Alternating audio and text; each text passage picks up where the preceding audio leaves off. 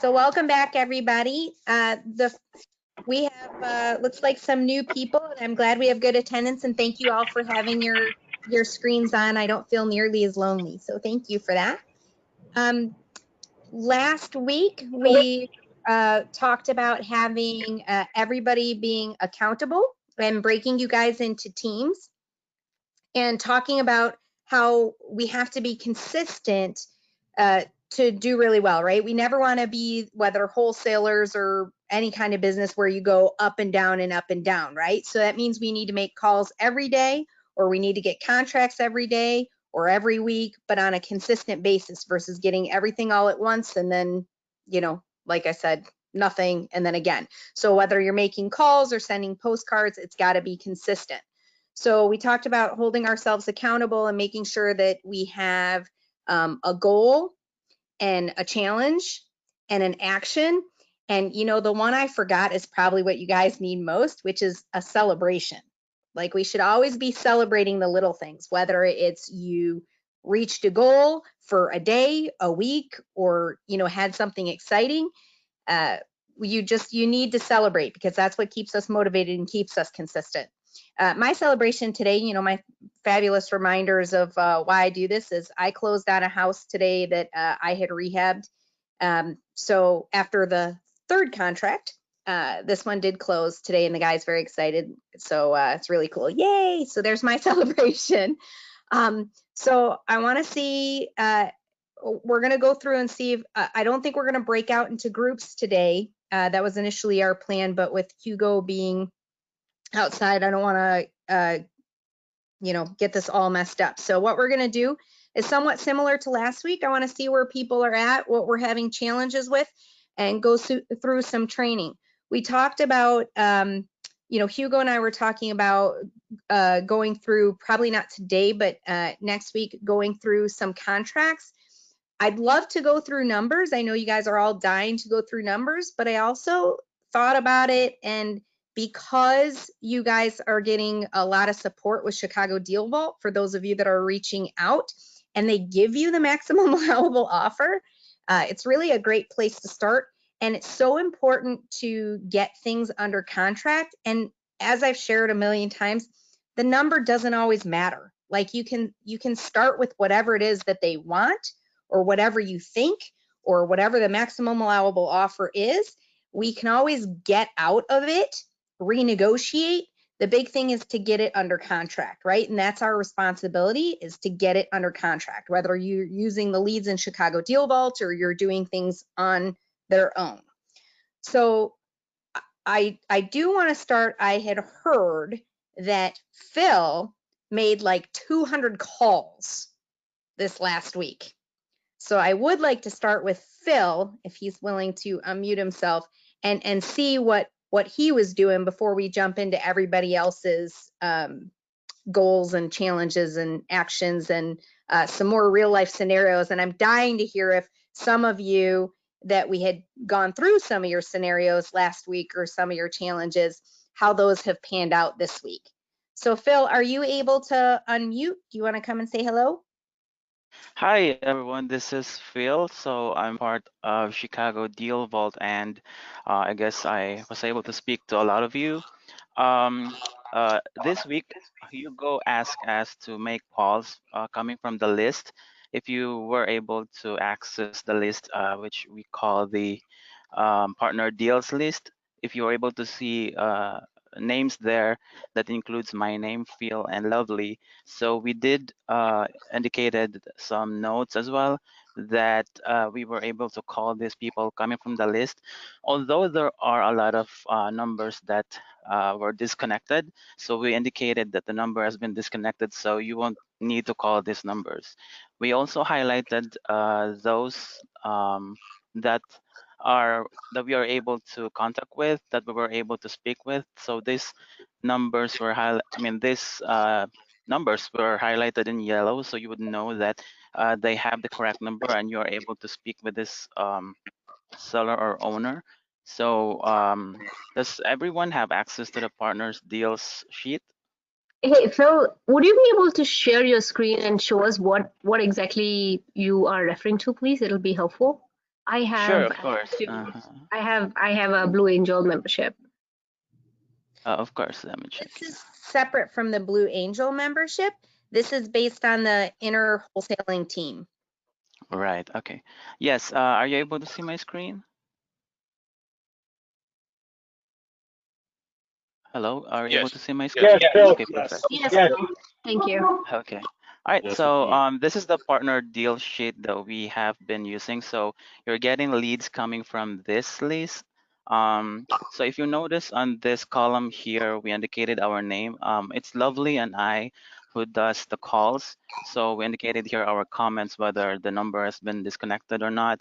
If we left a voicemail, meaning that that number is active. So if you're interested with that deal or that property, then you can reach out to the owner or seller based on the number here in this column here. So you can call that owner or seller. Also, we were able to speak some of course expected, some that disconnected the call, especially that we were asking if they're interested to sell their house or not. So we indicated the ones in yellow. We highlighted them in yellow, so you would know that we were able to speak with them as well. But of course, you can call this owner or seller as well. You can input your comments here. If that you have called them, you can indicate your name for whoever made a call to this owner or seller. So pretty much we have made at least 206 calls for this week. We're still to check for the responses of these sellers or owners, especially those who we have left voicemail. So we are to check that on our email. Hugo will be, Hugo gave us the access to the email, and we still have to check on those responses. So Cheryl, that's what I can share for now for the calls that we have made. Phil, did you have anything outside of just reaching out? Did you have any scenarios where you came up with someone that was interested in chatting with you, or did you use the scripts for the messages? Oh, actually, Hugo asked me to make a script. Let me just pull up the script that we have actually used. Just- okay. You have both the message script and the seller script, the conversation We script. we kinda used the script. We also designed our own script. Hugo asked us to do that. So let me share here. Hey, chat, Phil, if you could please share the script that you used with the team via the chat, that'll be awesome. Thank you. Sure, yes, I can also share that. Let me check. Okay, so this is the script that we have used. I'm sorry, it's loading. Okay, so here, this is the script that we actually made for us, for Lovely and I, when we call the owner or seller. So we also indicated here if you're going to be routed to voicemail. So we have this callback number that Hugo actually gave us, so that when they call, we will be able to check from the email that they made a call to us, and we'll be able to log that on the sheet, so we know that that seller or owner is interested. So for the calls that we have made together with Lovely, I believe I was able to speak with one who said that he might be interested, but not for now, basically because of the situation that he is encountering, or the holiday season, that he is not ready yet to let go of the house. And I said that I understand, but to reach out to us if in time that he would be interested, then we'll be able to help him. Did I you can ask share. when that Yes. might be? I'm sorry. Did you ask when that might be? I was not able to ask that. Okay. So that's something we always want to find out, because it's just like when you call a seller or anybody on the phone and you don't catch them at a great time, when's a better time? So that way we're not even only waiting for him to call, where we could miss his sales cycle and be too late. We still want to stay on top of him as well. Right. So good for the future. Yes, of course. We'll take note of that, Cheryl. Thank you. No worries. Anything else you want to share? Oh, I believe that will be all for now. I will have Lovely join next time so she could also share her experiences with the calls. Well, good job, Phil. Way to go, making 200 calls. That's awesome. And out of the 200 calls, did you track by chance how many people you actually got on the line? Oh, we have highlighted them in yellow on the sheet. Let me check. Just a roundabout number. I'm not holding you to the exact number. I believe there were about 10. I'm not sure the numbers, but here, if you're going to see the yellow highlighted columns here in this area here. I'm not So, seeing this seller script at the moment, just so you know. I don't know what oh everyone yeah, else here, is. I'm sorry. So yeah, we highlighted those in color yellow, those who were able to speak with. So it's about 10, I guess. So you see, guys, this is why I tell you that a celebration is important. Can you imagine sitting and making, and it's just part of the process, but making 200 plus calls and getting to talk to 10 people. And then sadly, when you get some of those 10 people, like I can see it says somebody answered and said no, right? Or somebody answered and hung up on you.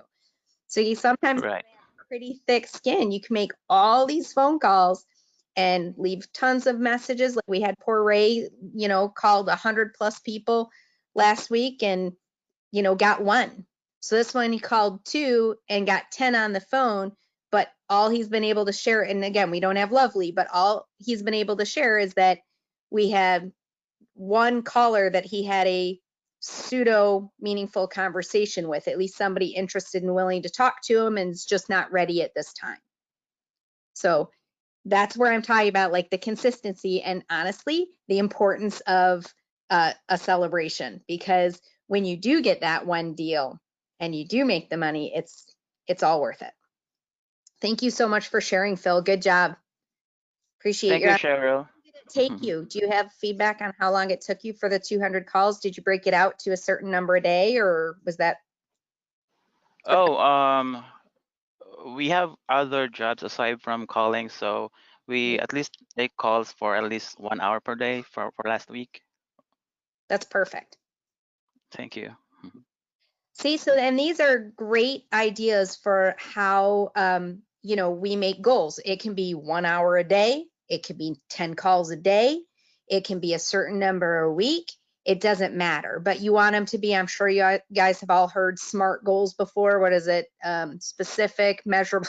I should probably think about it before I say stuff, right? Like specific, measurable, I think action oriented, and then maybe realistic and time oriented, right? So we want to make sure that you get all of those in there, but so that we can all hold each other accountable and motivate each other. Who had, I believe one of the assignments last week was to reach out to your team members. Anybody reach out to your team members or your team leader? I'm getting I have not. I have not. I've been guilty of that because of the phone calls that's been coming in. I'm so sorry. We'll let it slide once. Is there anybody that did reach out to their team members? Hi, Cheryl. This is Valerie. How are you? Doing well. This is Valerie. I reached out to all of my team members and didn't talk to all of them, but I either left a message and just said hello and looking forward to working with you in the future kind of thing, and hopefully have a chance to talk with everybody moving forward. Great. Way to go. I appreciate you doing your homework. Thanks. But Cheryl, the reason why I was not able to call, I'm being bombarded with phone calls. I just on the phone constantly all day. So that's the reason why I haven't. I thought I would be able to, but I just haven't been texting people, emailing people, sending stuff to people, going on appointments, and it's been difficult to just get it, even talk to my wife sometimes. I get it. We all get busy, and that's why again we want to make our measurable measurable goals, and it helps us stay focused. Sometimes, I mean, we all get in the busy thing, and sometimes we learn that that's where either we have to delegate, because we all have priorities and we have to focus on what's important to us. And sometimes we spend our time on busyness. And I'm not saying this is with you, just in general. Sometimes we spend our time on busyness as opposed to production and what we want to do. Like, look at it. Hugo's right now in Florida with his family, right? That didn't just happen. That took planning and may or may not have taken precedence over other things. And he's able to delegate Phil and Lovely that they got to make calls so that he has a business growing. So that's awesome. So now we got to make sure that this week you reach out to your team members, and even, like you said, a quick text or an email. And sometimes it's easy nowadays that you could get it done in 5 minutes. Just copy and paste the same message, right? Hi, my name is, this was my homework, and get it done. And, while you're on, not this call, of course, but, while you're on a conference call or something else, you can get it done. So you'll want to make that definitely a goal for this week, because we definitely want to get you all to know each other and hold each other accountable and motivate each other and help each other. That's how we're all going to be successful. Because just wait, Hugo and I, we got to put some goals on you guys for our ChicagoDealVault team so that we can track us as a wholesaling team and see how we're doing in number of calls or number of support calls or number of contracts that we're getting, so that we can help determine how successful this is, right? Move those along. Anybody else do your homework? I had a contact with Julian. Julian and I got to talk a couple times during the week, and then also I think Joanne and Kevin both reached out to me, but I gotta hopefully we'll connect soon. I don't know if they're on the call today, but hopefully we'll get a chance to connect this week though. I think there's 3 or 4 other folks that are also on my team that I haven't got in touch with yet though. You guys make me so proud. I just look and I just see all these names and faces, and I so appreciate that you guys joined and you come and you stick through the calls. I was telling Hugo the other day, I was like, gosh, I feel like I'm keeping everybody so long. I'm like, but they're not jumping off. So thanks for hanging. I want to be here. Is there something I can tell? I know I have to go because I always tell Hugo I have to go probably at 7 because I do still have some calls that's done. People tell me to call them back at a certain time. Want to make sure I call them exactly when they say so. So I just wanted to just share quickly about some of the appointments that I went on, if that's okay with you. Fire away. You got 3 minutes if you got to leave at 7. Yeah, just like if it's at 7:10, but I like to get off at 7, so or if I can at 7:10, 7:15. I went on like was it 10 appointments this past week. Awesome. I couldn't make every appointment that the sellers are just saying, when are you going to come over? Some of them are telling, some of them it was going to be more, but I just could only make 10. So I went to one in Park Ridge. Then there's that went okay. So he even got back to me, but he even apologized for his demeanor with me the day we were there, because he was busy. People get busy, so I understand how people lie there. But I did emphasize to him, you've called me 4 times, so I'm here because you want me to be here, but you called me 4 times.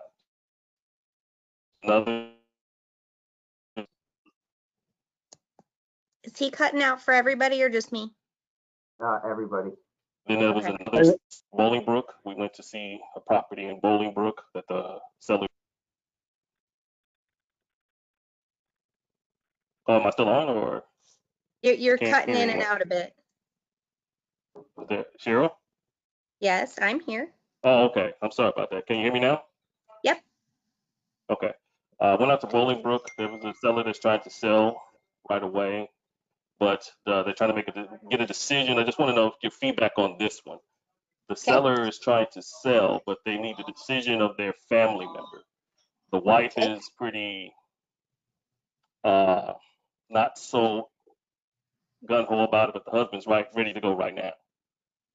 So I was just telling her what I did, and I was just trying to emphasize to her, because she wants to list it with an agent.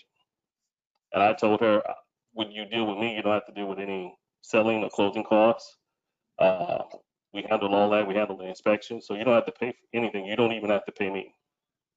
So how does that sound to you?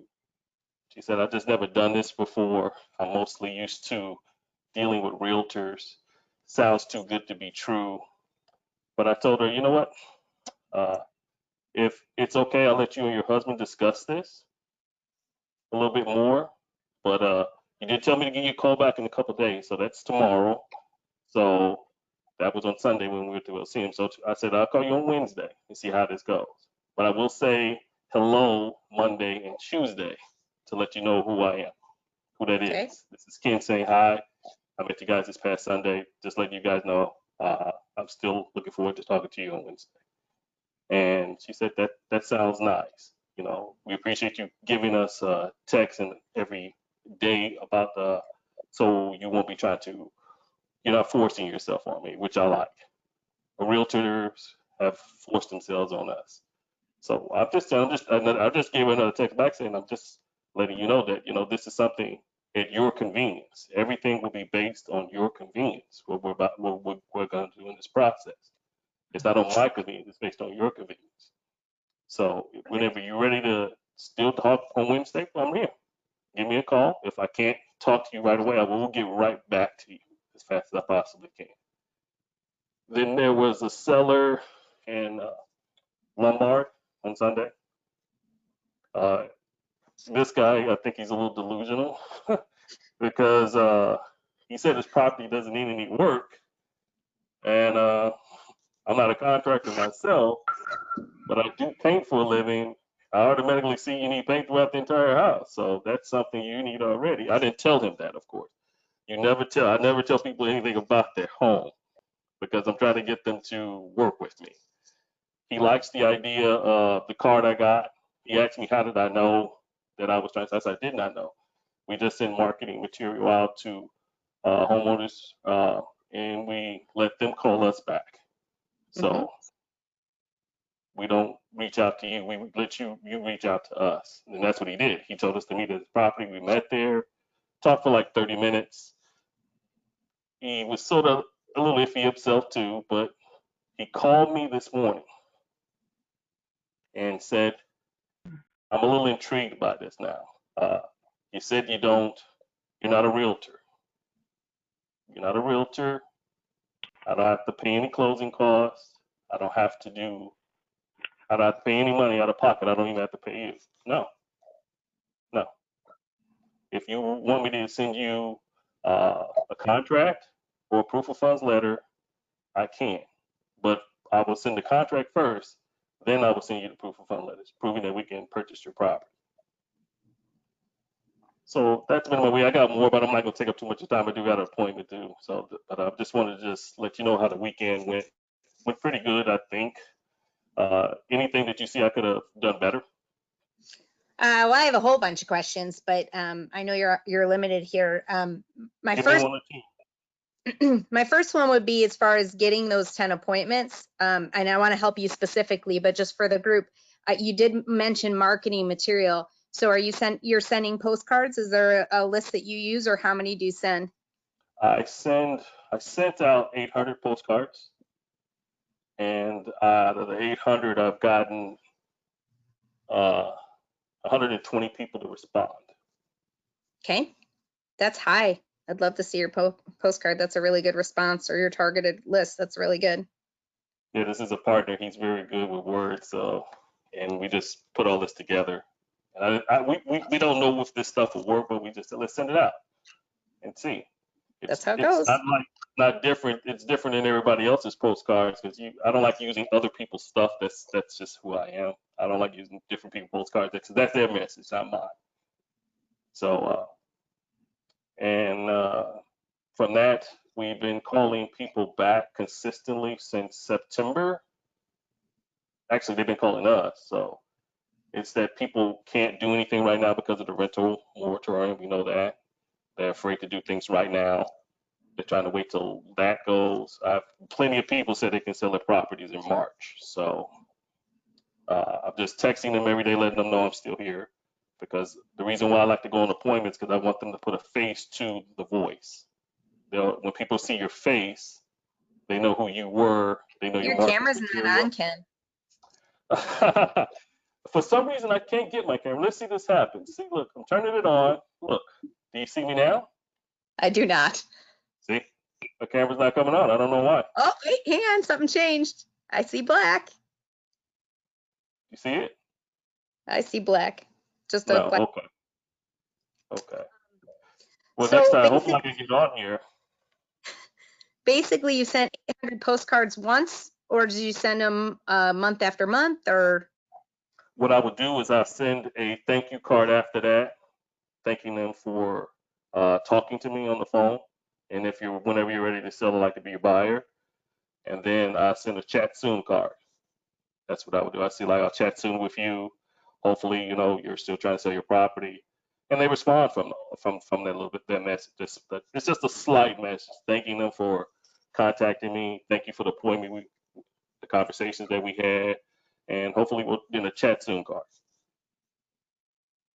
All But I right, know so- you got to stay very consistent, because if you're not consistent, no deals will get done.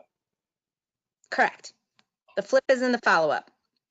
So the 800 postcards, though, you're saying the thank yous and the chat soon cards are after you've met with them or talked to them. But what Yes. about 800? Did you do that as a one-time thing, or did you I send? did it as a one-time thing because I didn't want to overload myself just in case people call this. I'm already overloaded already, but just this, and I'm just a one-man show, so that's a lot for one person. I felt like I should have just trimmed it down to 400, but the calls are coming in now because people got scared because they thought that at the end of this month things were going to change for them, but now they're trying to wait till March. But things are not going to change for them. No, they're not. It's gonna be- So when those 120 people came in, did they go straight to your cell phone, or do you have a system set up? They went straight to the cell phone. Perfect. Okay. So you answer all your calls, not your partner. I answer all my calls. All right. Good job. All right. So now you got these 120 people. We went on all these appointments, and then Park Ridge was okay. He apologized. Bolingbrook. So Park Ridge, I don't think there wasn't enough there. It sounds like the Bolingbrook and the Lombard ones are the ones you're concerned with, correct? Yes. Okay. So since I got 3 minutes, let's go really fast here. So let's see. So you have spousal decision on Bolingbrook. One wants to do it and one's not. You do, and you're not an agent, is that correct? I am not an agent. Okay. This is I am actually, getting my license and I'm taking my test in January. okay. So that might be to your benefit, and to tell them that. So you guys know that I just got my license. And Ken, I don't have to tell you that if you are taking the exam, the amount of discussion of doing what's right for the seller more so than yourself, right? Agency license law. Mm-hmm. So don't you think that if you talk to it, clearly the woman, she already told you what her challenge is, right? She said she's used to traditional. She wants to list with an agent. Okay. Well, she can wait until January if she wants, right? When you're a licensed agent, and she can do it more traditionally, but that's going to have more holding costs for her, and ultimately you want to buy it. So what's the difference? Right? Like now she's going to save all those costs. You'll get it done, like you said, on everything now. So there's something else amiss. There's some objection that she has, which is I what think so too. Yeah. there's some objection she has that she hasn't shared. So you either have to figure that out, which the best way to do that, is keep asking questions. I would ask, for me, what would be the difference? Like, what is going to make your decision right now, Ken, if you were my seller, because I keep staring at your name instead of a face. I can't get on. You're fine. So Ken, if this was you, right? Like, Ken, tell me, I get that you're still not comfortable. tell me, what is it that's going to make the decision to sell directly to me or with an agent? And sit down and shut up and wait for her. Can you repeat that? No. Yeah, of course. It's freaked everybody out. Yes, it's what is going to make the determination or make your decision, right? How are you going to decide between listing with an agent or selling directly to me? Because what that question does is it says basically you're talking about two options to me. So it's going to uncover if she has another option there, right? And it's going to uncover what her real objection is. So you got to be very specific and be like, look, I sense some hesitation. You know, I understand that you're not, you know, you're not 100% sold or comfortable or whatever wording that Ken uses, right? And so what is it that's going to make the decision or the determination? How are you going to decide if to list with an agent or to sell directly to me? And some of the things Ken, like, I don't know all the reasons that the husband's on board.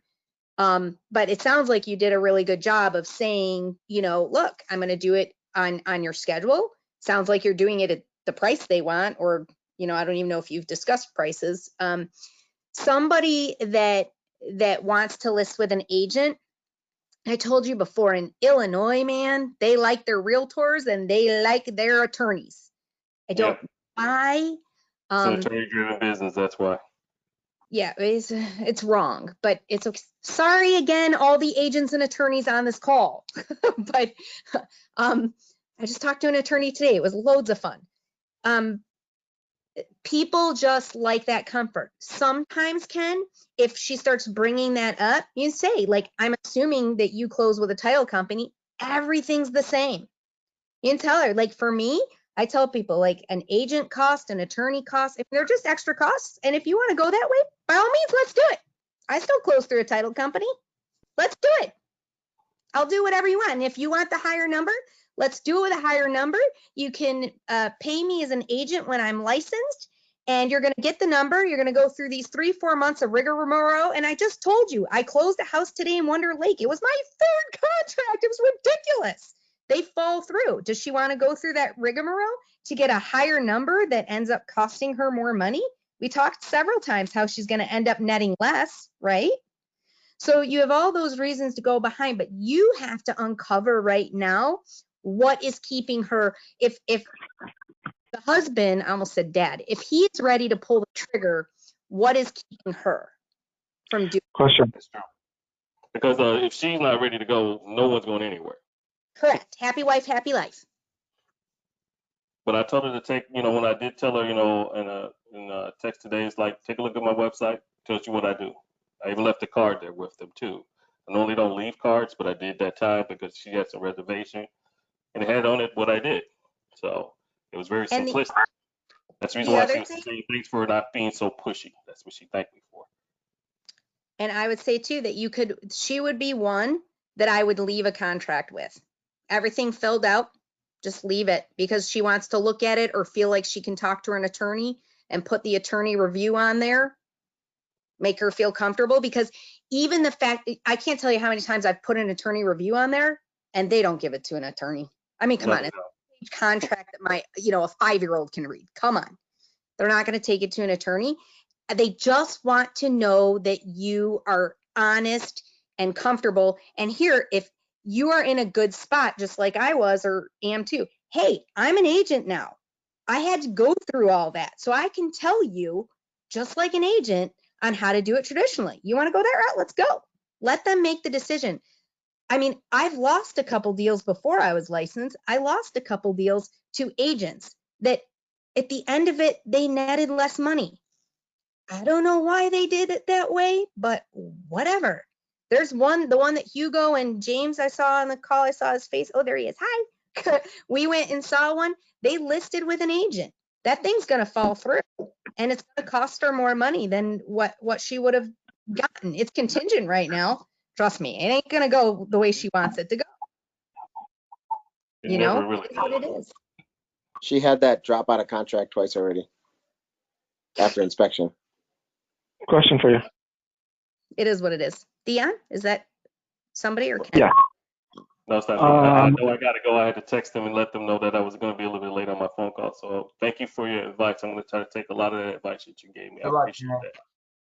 Yeah, and then the other one, you're on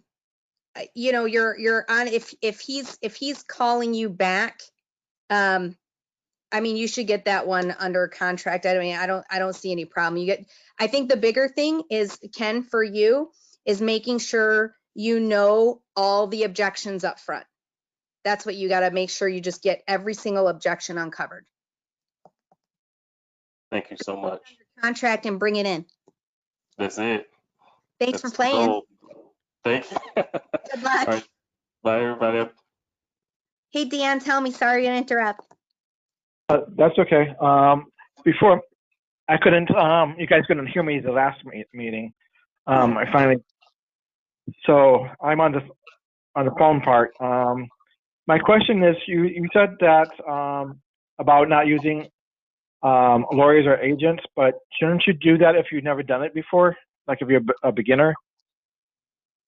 I Or didn't say don't use an attorney or an agent. I wouldn't say that. Sure. You Okay. can't control whether somebody chooses. So there's a couple different parts there. The sellers, because we're talking about meeting with sellers, right? We're not even talking about the buy side, but we're talking about meeting with sellers, and they tend to like to use agents and attorneys, and you can't stop them from it. But if they use an agent, you're not buying their property. Your competition, so to speak, is the difference between getting that thing under contract to buy and them listing with an agent. 90% of the time, that's your competition. And Okay. if you're an agent, then you have the opportunity, should you choose to list it. Some agents won't list it. Some are just agents, to buy. I honestly don't think I have intention of listing it. I would personally probably list it to prove to them it's going to go exactly how I told them, and then buy it myself. But I don't plan on marketing to, like, as a licensee now. I have no intention of marketing and going, hey, let me list your property and get $2 of commission after all this paper pushing. Again, sorry, agents, but I mean, don't laugh at me. I get a lot more doing it the way I do it, and I don't have to go through a lot of other stuff. But now I do have to disclose that I'm an agent. Okay. One more question. You're saying that we're on Teams and to call your teammates, but I never got a list of who I'm teamed up with. Okay, I'm gonna have Phil and Hugo handle that one on the back end, because they set up the teams and send out the list. I'm just here to support. So Phil, Okay. I know Hugo probably can't hear real well, so Phil, I'm going to ask you to take that one down, and can you make sure that Dion is added to a team and has everybody's information and whatever else, and anybody. Oh, and I don't have my chat open. You guys might even be talking to me. Maybe I don't even see my chat. Oh, you guys are. I'm sorry. I like seeing everybody's faces, so I forget. So reach out to Phil if for some reason you don't have if you don't have access to the sheet, or if you need, some of the information, if you're behind. I'll do my best to keep catching everybody up and going back, because we all need to hear things more than once. So that's all good.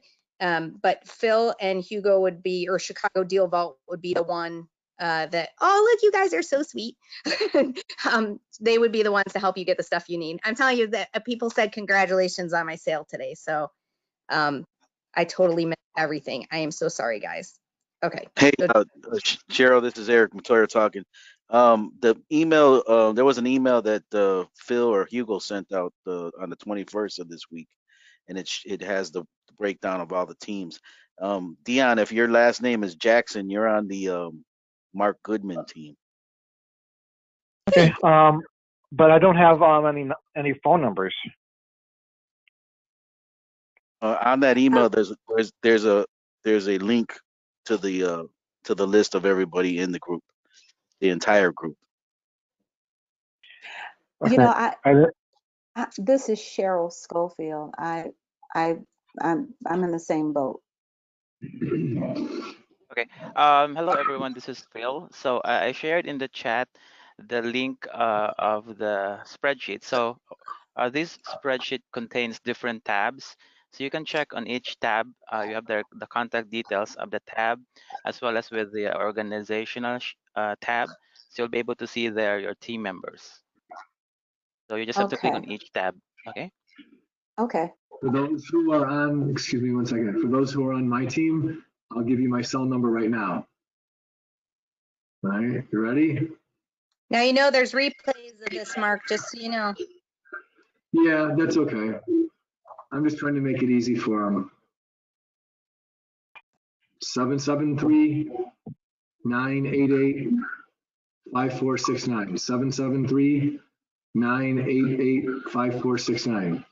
You might want to throw it in the chat too, just so if you're willing to send it, it's easier when it's there. People can copy it and put it wherever. You know, I didn't even think about that. Great idea. Thanks. Okay, are you in my team? 773? I'm putting it in the chat right now. Okay.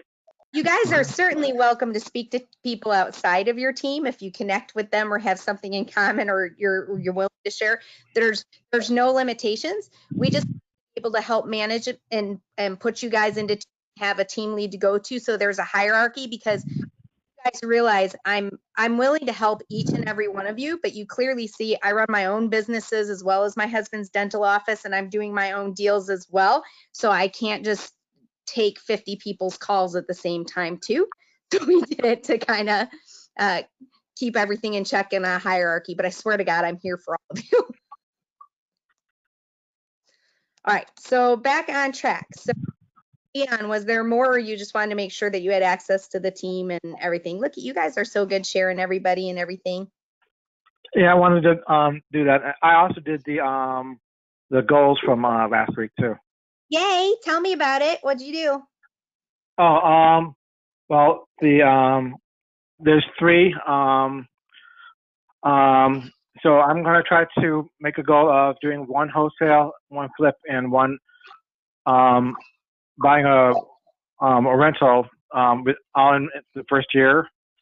My challenge is to build my team, and my actionable step is to actually build my team and document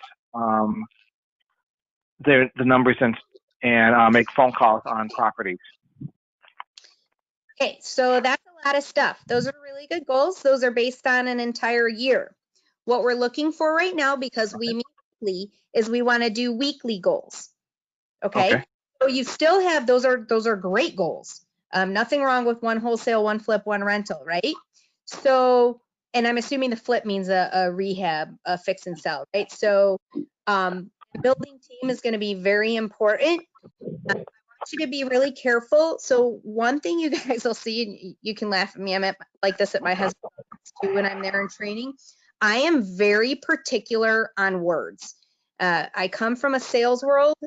People make fun of me where I can make people do just about anything, right? What is it where my husband says that I could sell a ketchup popsicle to a woman wearing white gloves in the summer or something. So a lot of it is how we talk. So Dion, and I think he disappeared, so hopefully you'll hear the replay for it. But I'm here. Oh, there you go. The word try is very bad. So for those of you that like Star Wars, what is it? It is do or do not. There is no try, right? So we drop that from our vocabulary. There's some other words. He used the word actually. I don't like that word either. Actually waters down what we say. You'll see there's a lot of words that I don't like to use when I sell, and it sounds stupid, but psychology is everything. It's the same way I told you guys that I never ask how somebody is, right? I'm not rude, I swear, but it puts people on defense, you know, that you're a sales call. So there's a method to my madness. So I don't want to hear any of you, not to pick on you, Dion, I don't want to hear any of you with your goals saying, I'm going to try. Try gives you a way out, and it's a bunch of BS. So we do or do not. There is no try. Okay, Star Wars, Yoda says so, and Yoda's wise. So as far as goals, we want you to have weekly goals. I heard someone. Nope. So there is a saying that if you add umph to your try, then you get triumph. I like it. I like it. So that's a good one too. I want to make sure you guys have weekly goals, because some of those actions is where he says actually build a team. The action of building a team does not happen overnight. So that's why we break them out into weekly actionable goals for us to be consistent, to be able to take action, to have the goal, and then, like I said, to celebrate, right? So we definitely want, I like the idea of one wholesale, one flip, and one rental. What is that to reach that goal? What is it going to take to do that on a weekly basis? How do you build the team? You have to start with one small thing, and then we celebrate that one small thing, and it takes us to the next thing. And that's what helps us stay motivated and consistent to keep going. I mean, come on. After 3 contracts, you don't think that closing today made me all motivated to go do this again or keep going, right? But you got to celebrate sometime. So that one was good. Was there anything else, Dion? I think I appreciate you sharing. You know, it's not always easy to get up and when you guys know that I'm gonna pick on you. No, that's it. Awesome. Anybody else? I know we got because Ken was leaving, we got cut off on our goals and actions or celebrations that you didn't know. Anybody want to share what they've done or one of the challenges? Do you want to go through another? I liked Ken's and I liked Phil's. Did you guys want to go through some more? Does somebody want to share maybe my picked on from last week, Ray or Bradford, how things went after your last beat up session? Yeah, I could go.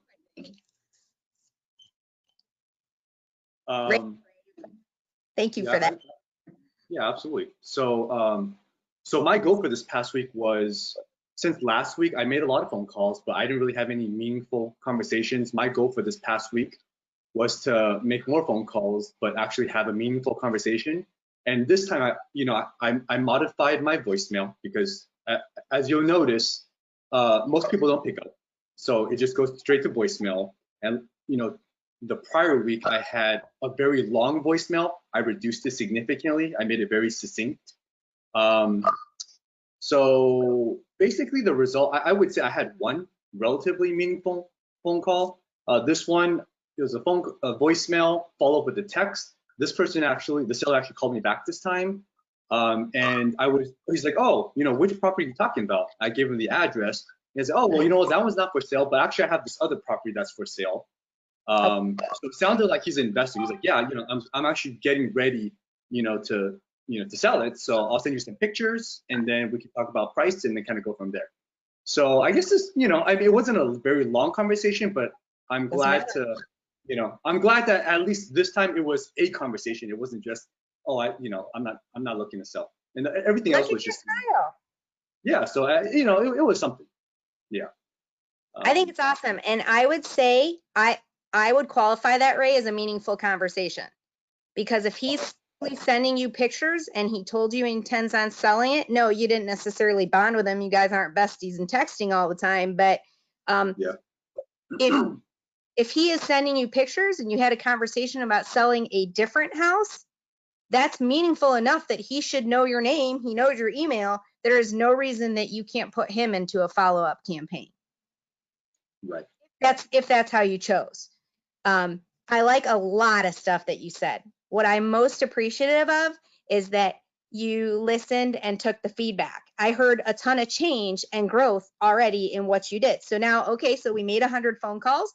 We had learned that long voicemails aren't the way to go, and so changed it, right? You already said it was more succinct, it was concise, and I also heard that instead of just calling, you followed up with a text. That was what we talked about. Very helpful. Yeah, because people don't like to always call back, and the people that did call back, they're just like, "Yo, what's up?" I'm like, "Oh," and I go into my, "Oh, hey, I'm a local real estate investor." Click. So some people respond better to text. They see, they see what I want, and they're, "Oh, yeah, actually, I do want to sell something." Now, I'll also say that when they go click, and even like some of these calls that we saw from Phil and Lovely, don't don't think that that means that you don't call them. Just because they said no to Phil, and I think Phil did a great job, just like some of you have already said, you know, was it Ken that said that some guy apologized for his demeanor? You don't know when you catch somebody what's going on. So anything can happen, and it could be whether, you know, they react better to a different gender or a different time, or they're further in their despair and needing to sell. So you got to stay in their cycle. So just because, you know, outside of the disconnected numbers, just because it says that they said no doesn't mean that somebody else shouldn't call. You absolutely should. They're still free for the taking. Maybe not today. And maybe you have to shake your message up a little bit. But trust me, if Phil called and they picked up and said, go away, or like Ray said, you know, heard real estate investor and hung up, you can call them again. And Ray, even you can call the same one again. Just because they hung up on you doesn't mean anything. Call or text at another time. Call or text from another number. If you guys have Google Voice numbers or your own personal cell phone or whatever it is, try another way, or try it another time, whether another time of day or a different day. Anything's possible. So it also, anybody who's ever marketed or done anything like this or similar will tell you that it takes 7 to 9 touches for someone to trust you. So that means somebody seeing your name, hearing your voice, your message 7, 8, 9 times before they know who you are. So if they hung up on Ray today, they've got 6 to 8 more times that he's going to get hung up on before they're going to go, oh yeah, Ray, I'm so glad you called. I've been meaning to call you. I don't know why it works this way. I'm just telling you it does. I mean, the same way that all of you know, the branding of McDonald's or Burger King or the Allstate or State Farm calls, it's because how many times have you heard those things? You can do it in your sleep. So while we don't want to be too annoying, you do have to be very consistent, and don't think that they remember you or your phone number or your name or anything from the first call, except Ray on this one where he said there's another house. And just so you know, I've gotten plenty of houses that way. So it's a great way to go. And if you need help, I'm looking forward to the next one. When did he tell you that he would send pictures or price or whatever? I actually had this conversation with him earlier today, like about 4 or 5 hours ago. So hopefully tomorrow. That's awesome. I'm super excited. Can't wait to hear about that one. Yeah, I'm excited. I do have one question. So as I was talking to him, like I was initially researching the property that was on the list, right? So as I was researching, you know, I went to DealVault, and then I noticed that he had like $100,000 on his loan, $7,000 for in terms of liens. But then in terms of like the max offer and just kind of looking at the property, it was about, you know, 70K, right? So in those situations, should I still try to pursue? Because obviously he's going to want, you know, to be able to cover, you know, fully cover his loan and his lien, but at the same time, he doesn't have as much equity. I say don't make assumptions. You don't know that the information that you have is correct, and you don't know that it matters. I have some very recent deals, and I had 3 in a row like this, and I don't get it. I think more like you do, Ray, where I'd like to say, well, I would think they'd want to pay off their mortgage, and I would think, you know, or they'd want, you know, to not have to bring money to close. Right. 3 in a row, I offered to take subject to the mortgage, meaning they really don't have equity and it'll help them so that they don't have to bring money to closing. And I was willing to take on their loan and whatever. 3 in a row, no joke. I offered them a much lower cash offer, and they brought all 3 of them money to closing, and they were happier just paying it off and being done. Do not assume. Oh, okay. Okay. Math is math. You do not know how motivated they are or are not. One of them, if you guys feel like looking it up, if I can remember the address, 98 Fox Lane in Wheeling. This was one of them. I was playing with it for months. And I did nothing to this house except structural. And much like James was saying about this one that fell through a couple times in Park Ridge that we went out together, fell through a couple times under contract due to foundation issues and whatever. Same thing happened with this house. This house, they had a contract 3 times over 200 grand, and they had 161, I think, left on their mortgage when I was talking to them about it. And so they probably would have broken even if it had gone through, but it sat, they moved to West Virginia and they were just kind of ready to be done. So I think it was in April, I'd even gone through an attorney because that was one of their objections, whatever. So I had an attorney on my side, set it up, and made them feel better. Fine. So we went through all that, and literally the day it was supposed to close, they said no. I'm like, what? And like, we've all spent time and money. What's going on? So they said, give me your highest and best cash offer. So I said, fine. I said, 125. They said, done. I went, okay. So less than, a week or two later, I closed. I bought it for 125 cash. You guys can look it up. Like I said, 125 cash. There was an agent involved. It wasn't on the market, but the agent had brought me in. And then we closed on it. I think I put it was a 20K structural rehab, nothing else. And you guys can look up what I sold it for. And it was like, I don't even remember. Honestly. What was it? I'm looking right now, 211. I don't know. Like that. So Ray, don't make assumptions. This is why I look things up beforehand. You guys are working much harder than I am. Okay, so you looked up that house even before you called. I don't waste my time because I don't know if I'm going to get them on the phone, right? That's what we talked about last week with you, Ray. You spent like an hour worrying about it before you even picked up the phone. That makes the phone heavy and scary. Don't do it. Just call. I'll tell people all the time when I get them on the phone and they do, I think it was one of Bradford's maybe. Somebody last week was saying, what are you going to give me?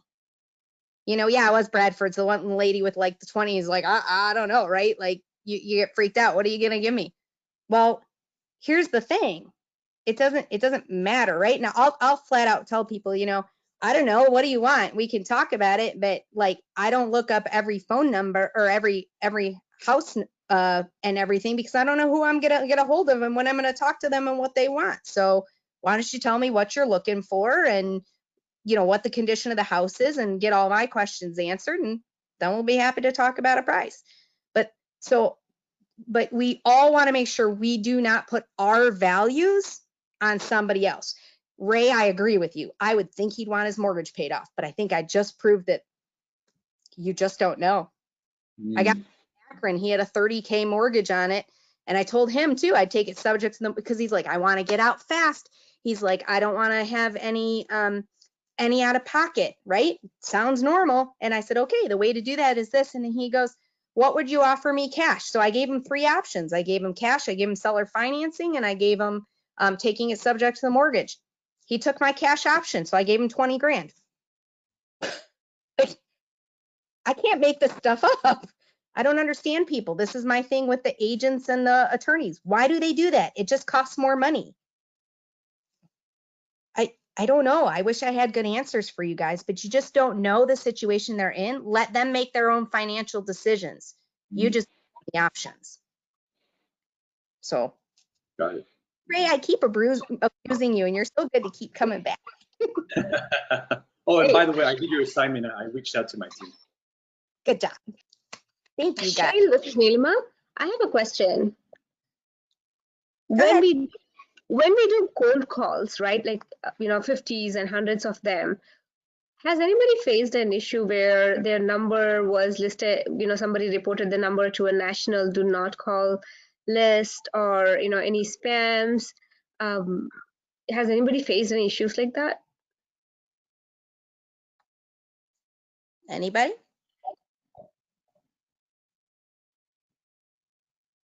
I haven't. Have you you, or you're just curious?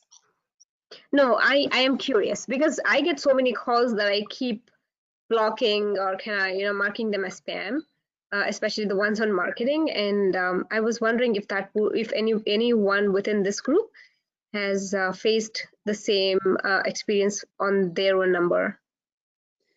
So Hi, I think, everyone. oh, somebody's coming on. Who is that? Yeah, it's Emery. Hi, Emery. Hi. Yeah, I made about 20 phone calls, and I had two customers that I called. One of them told me to, get rid of a phone number. Other people have called her. So Okay. Phil answered that question for me, but I actually wanted to extract all the numbers that are not working or the do not call list and update that on the spreadsheet and share it. I'm not sure. I was going to ask Phil afterwards, but I think we should all do that. All the numbers that we call that no longer exist, or if it's a do not call list, we should update that on the spreadsheet so that the next person, from the group, when they call, they don't have to go through the same thing or waste time calling those numbers that no longer exist.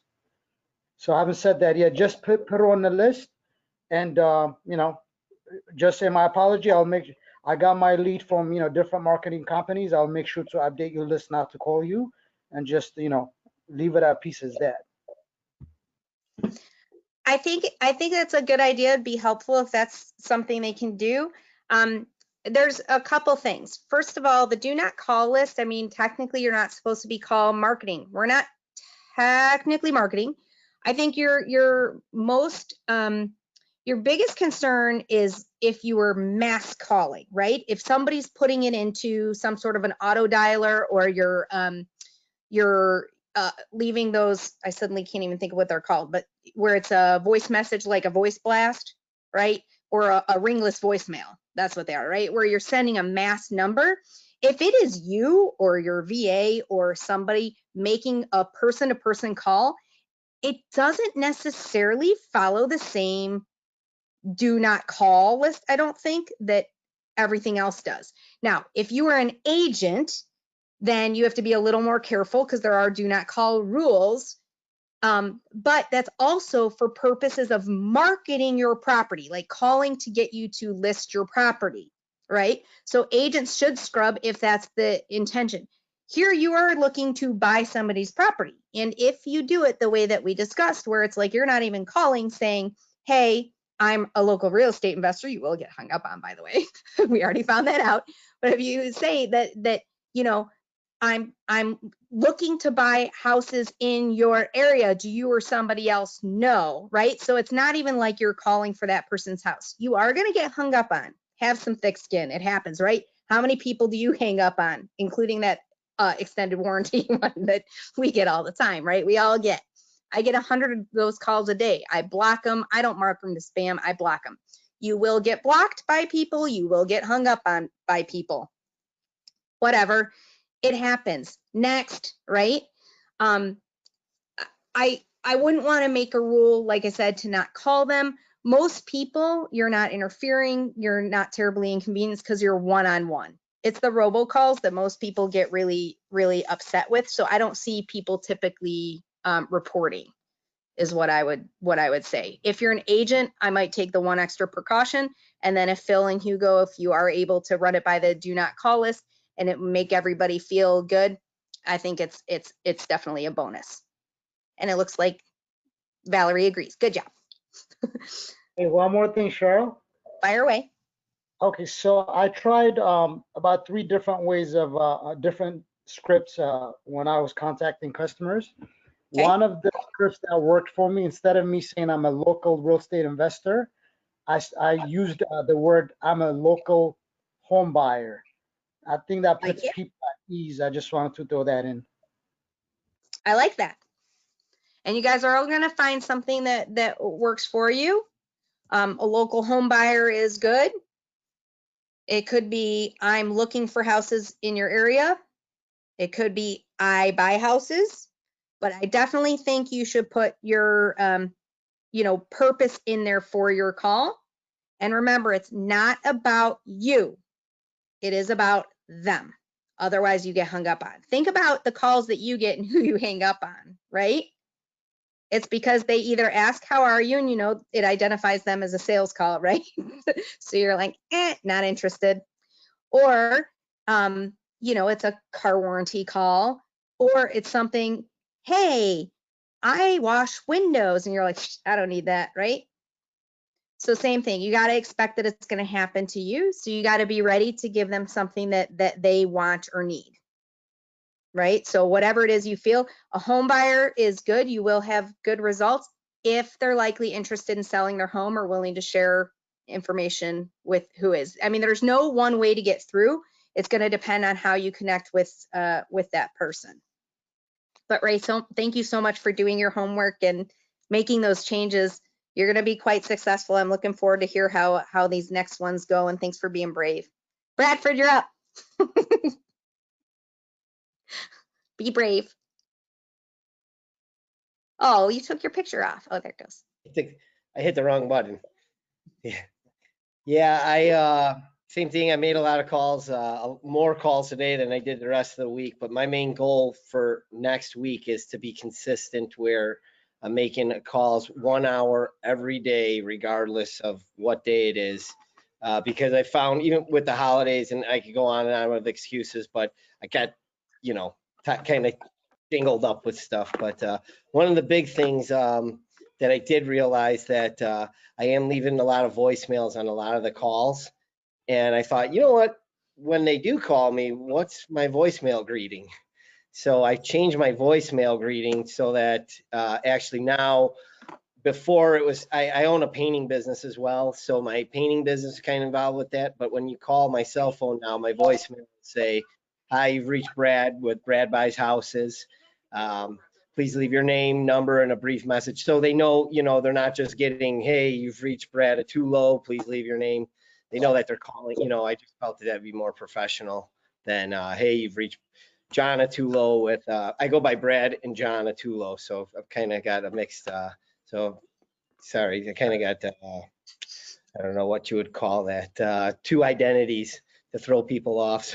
It's good. Then you never know. You can be competing against yourself. Well, I got 2 cell phones too, so if they don't answer on this call, I call them on the other cell phone. But I do as well.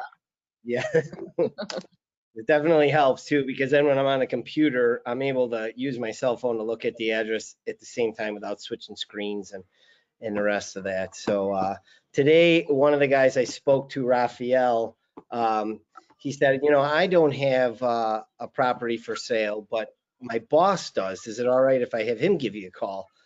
So then he gave me a call about 15 minutes later, and he told me that it's not actually him, it's his brother that has a property for sale. And I said, can I give you my number, a better number to reach me at? And he said, you know, I don't have a pen on me. Can you text it to me? So I texted him back right afterwards with the other number. And that's kind of how that one went. But yeah, I was pretty much going down the list where everybody else left off. I wasn't trying to double call anybody else's calls. But another thing that I did, I actually do quite a few things. I work for Pepper Construction, and we have about 400 employees. So I kind of touch each one of them. I probably touch about 50 of the employees a week.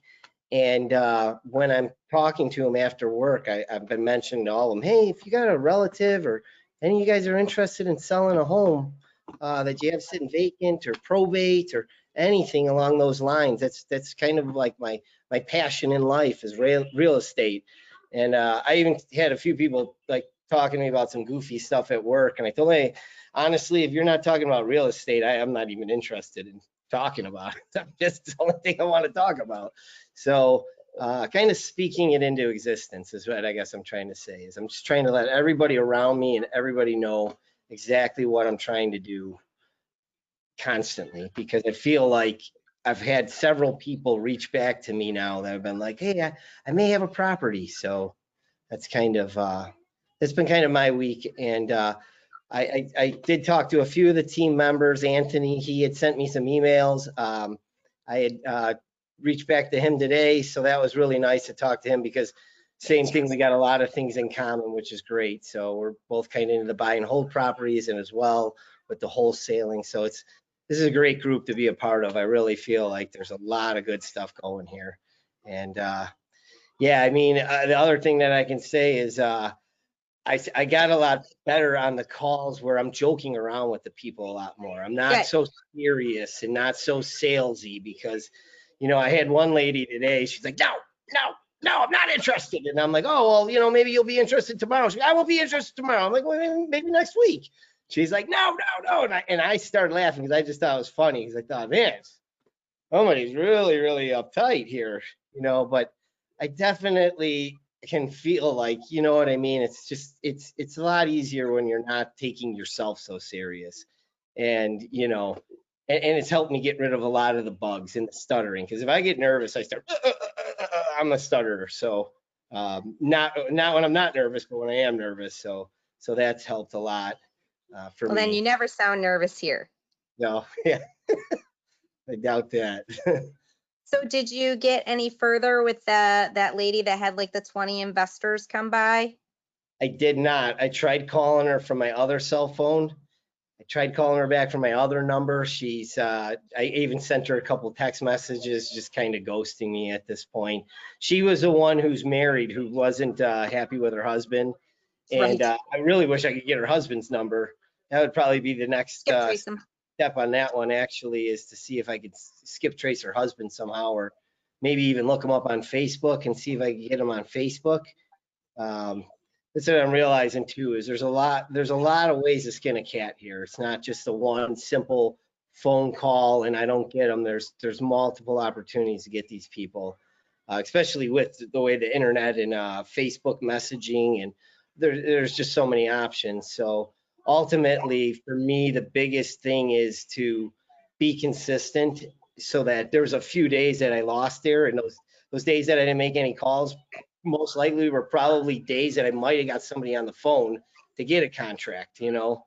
So I feel like, you know, it's the consistency thing. I need to, that's my main goal is this week, is to stay consistent 1 hour every day this week. No, hell or high water, as they say. That's my plan of attack. So, you know, and then the other thing I can say is the one day I was on for about 2.5 hours, I started getting burnt out. It was too long to just consistently keep making calls. And if anybody's been going through that list, they know that each contact has about 3 to 6 numbers you're calling. So, I mean, you're getting a lot of, you know, no answer, wrong number. You know what I mean? So it's dialing a lot. So I feel like I figured that window for me is probably about 2 hours, but if I could just consistently do 1 hour a day, I'm feeling really confident that contract is around the corner. You know, that's, you know, I guess maybe I'm being really positive, but I just No, feel. and I think, and Valerie's mentioning it too, 1 hour a day is probably good to keep yourself consistent and not bored and burnt out. That's probably good as long as you're consistent. 1 hour a day, whether that's a business week or 7 days, whatever makes you happy. 1 hour a day is good. I also suggest that you would do some other marketing so that your reward is not only when somebody gets on the phone and talks to you, but you have people that are calling you as well. So that would be good for you. And then I think with stubborn people that ghost you, you have to do something, and this is good for all of you. Hopefully you get little nuggets here and there, because there is nothing that I tell you that I don't do. Okay, this is not made up. This is all stuff that I am doing on a daily basis, right? So you got to stand out to that person. So like we were talking with Ken, like give her a contract. So get her attention. Do you have her email? Can you write out a contract with whatever the number? It doesn't even matter, you know, especially because there's an out, and give her, if you knew the number she wanted or something, put it on there and take a picture and text it to her. You think she's not going to look at that thing? So, or mail her the contract. Show her you mean business. There's something, and like I said, and I know your nerves got you, you know, with her, that point where there were 20 investors or whatever. But do something that stands out, that's going to get her attention to call. Yes, you can skip trace her husband or reach out on Facebook. Those are all really good ideas. There's a lot of people that we were able to find on Facebook and reach out to them that you can't get by phone, because people don't like to answer their phone, but they'll respond to a Facebook message, and other social media that FYI I don't have, so I don't even know how to tell you to use it if you could. I do have Facebook. I'm not a very good Facebook friend, but I'm there. And then, but I think you need to get a hold of them. Those consistent goals are vital, and just reaching them every week will be good. The biggest thing that I liked is that I think a good goal for you is, because you're passionate and excited about real estate, is you talk to everybody, right? So maybe as simple as one new person a day, you tell them about what you do. You know, so just like you're saying, asking about their aunts and uncles or whatever. You know, if you're raising private money to get this done, you know, most people, you have an elevator pitch when you're selling something, right? You probably all heard about a 30-second elevator pitch, which you can use on a phone call, or if you were trapped in an elevator going from, you know, one floor to another, that if somebody said, hey, what do? You can tell them. You got to be interesting and capture their attention. What is it that you can say without going, well, I flip houses, or I'm a real estate investor? What does that mean, right? It doesn't tell anything.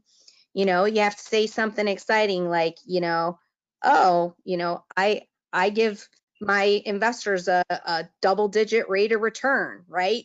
You know, secured by real estate, something really exciting that they're like, wait, what? How do you do that?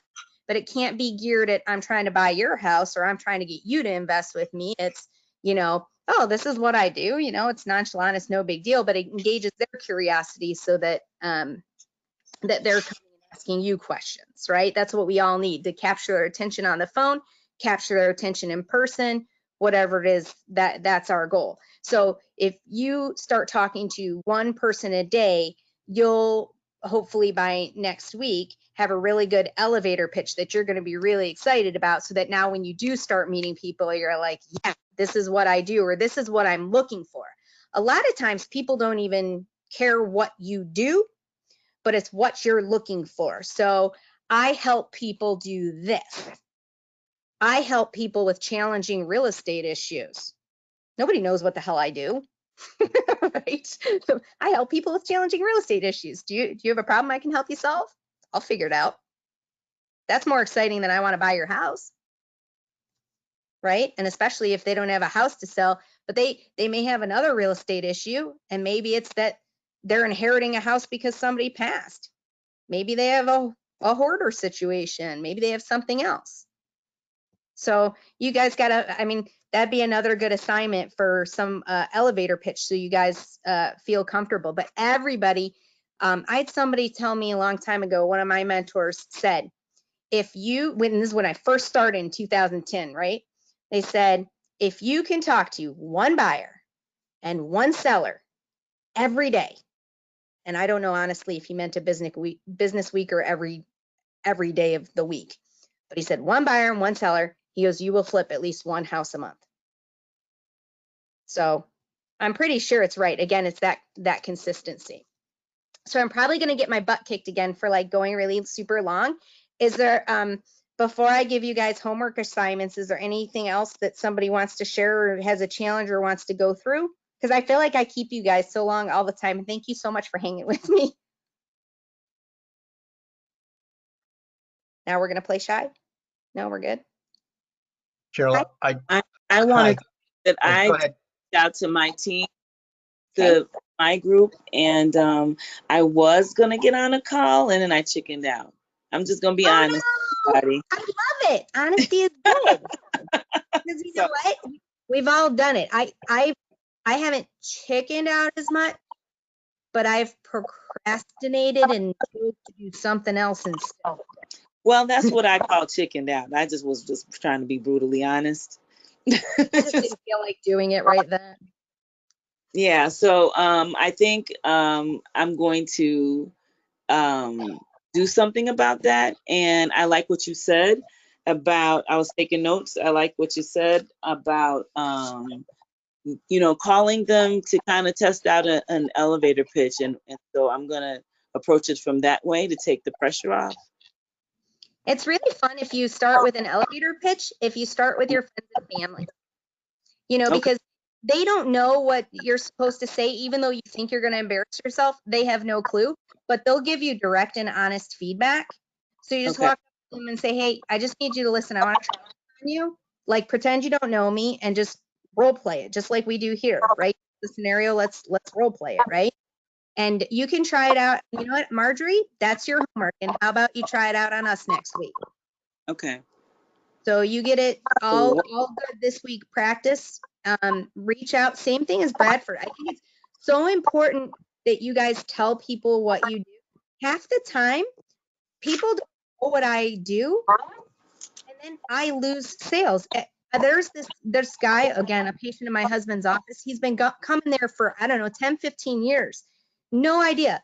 And he saw me, this is, I don't know, a couple months back. He saw me and he saw something and he's like, wait, what? And I said something about houses and how I help with something. And we were talking about a property that I was taking subject to the mortgage. He's like, he works for one of the local credit unions and they have a lot of properties that he said that he goes, you could probably help a lot of my buyers. And I'm like, oh my God, I've talked to him. I can't tell you how many times and for how many years. And he had no idea. He knew I was the doctor's wife. His wife is, my daughter goes to Stevenson. His wife works there. And now there's ways, years later, we can potentially do business together. You have to let everybody know what you do. And you can't just assume that they know. And same thing, 7 to 9 times for it to sink in with them and for them to believe you. Some of them too, especially with real estate investing, if you're like, oh, I'm a real estate investor or I'm a wholesaler, they'll think you're a fly by night. And this is why I say try it on your friends and family, because you'll get the worst objections there. So if you can overcome that, you can talk to anybody. So Marjorie, next week, I'm expecting you on, so glad you could join us. Do not skip out next week, but I expect you to share your elevator pitch, and you too, Bradford. All right. What were you going to say, Anthony? Uh-oh, you're muted. Okay, I was just going to ask about calling during the holiday period. It is a good time, obviously, because a lot of people are likely to be around. But at the same time, some people might take offense that you're interrupting the holiday, with your business pitch. So I just wondered if you had any thoughts about that. It's a good question. There's a couple different thoughts on there. Cold calling during the holidays is a little harder than if people are reaching out to you.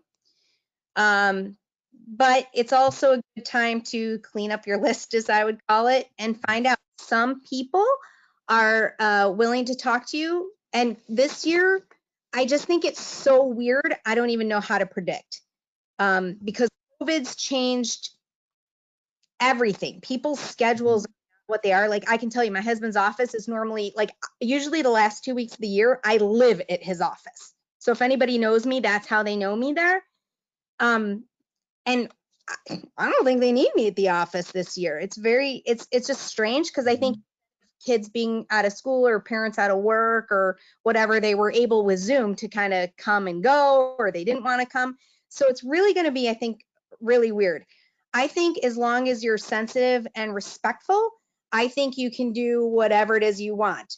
The same thing, if you get somebody on the phone, then is this a good time to chat? If not, it's not. I have somebody was supposed to get me pictures and he didn't do it. And I texted him back. Now, again, I already had a conversation with him and I followed up with him and he goes, Cheryl, he goes, I still want to sell. He goes, but I'm busy with family. I'm busy with holidays. He's like, catch me after the new year.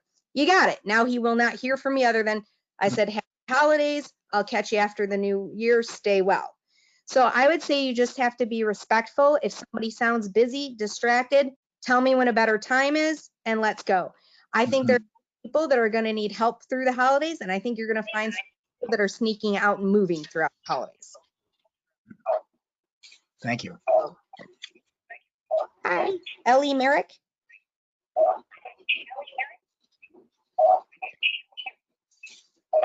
Somebody's talking. Okay. So what I would say at this point, because like I said, I feel bad. It's been an hour and a half. A couple things. One, we welcome all of your feedback on these calls, on the setup, on the training. I like everything you guys are saying about potentially the do not call list and making sure you guys are on the list. And I'm so excited that some of you did your homework and were willing to share. So I definitely want to make sure that we keep going with that, and also welcome any feedback that you can share with Chicago Deal Vault or anyone on your team. We will listen. Remember, this is new for us too, right? And we're trying to find the best way to do this. So we are going to implement goals for the team to meet. So far, I'm not aware of any contracts coming in.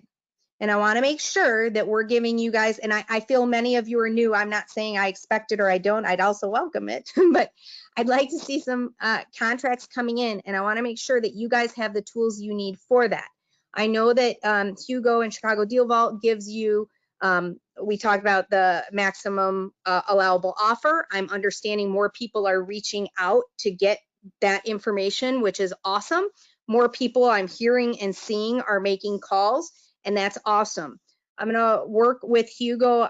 I don't know if we're gonna try and do it as a wholesale team, and then even by each team to make sure that you guys have goals and are staying consistent with. We want to see how many calls per team, how many contacts maybe per team, how many people are adding, the, what do we call them? Engaging conversation, did we call them? What did we call them? A meaningful conversation, that we put the seller lead in so that they're in the follow-up campaign, and how many contracts are coming in weekly, right? We have to make this make sense for everybody. And then we want to start beefing up the training to make sure you guys are getting what you need, as some of you progress to be, really strong, and some of you are coming in new or needing more support. So any feedback, please feel free to share. Next week, I want to make sure, again, anyone who hasn't reached out to your team or wasn't assigned to a team or didn't know where the team was, that is your homework. Make sure you reach out to your team. If you are reached out to, please, hopefully you'll respond and get to know your team. That would be appreciated. Some of us do have full-time jobs or other businesses, and you can't expect a call back or a response back immediately. You heard we all have different schedules. You also heard tonight that everything's true, right? Consistency with Ken reaching out his own marketing material, 10 appointments. That's a lot, for 1 week, and he had to go. So let's all get there. That comes from consistency of you guys making phone calls or you guys doing your own marketing. But this business takes action. You guys have to set goals. So I want you all to have a weekly goal that even if you guys have an email of your team, and you guys create a group email or a group weekly call or whatever you guys want to set up with your team. But I think you should do something there so that you are holding each other specifically accountable, since we can't get to all of you on this call. Okay. I love hearing the good feedback. You guys, I saw my email on there. I'll probably read it. I may not respond right away, but I'd love to hear anything that's going on, good and bad, regarding this call or regarding, your team or your success or your challenges, or even just, I like to celebrate. So taking action makes me happy. But I'd love to see you guys holding each other accountable. It's very, very important, and celebrating. So next week, a goal, an action, a celebration, right? And a challenge. All right. And then make sure you reach out to your team. And then Julian said he had something that he wanted to ask. So I don't know if you're welcome to jump on with everybody or stay on with me. And then outside of that, is there anyone else that wants to give some feedback or something regarding the structure of these calls or what you guys need next?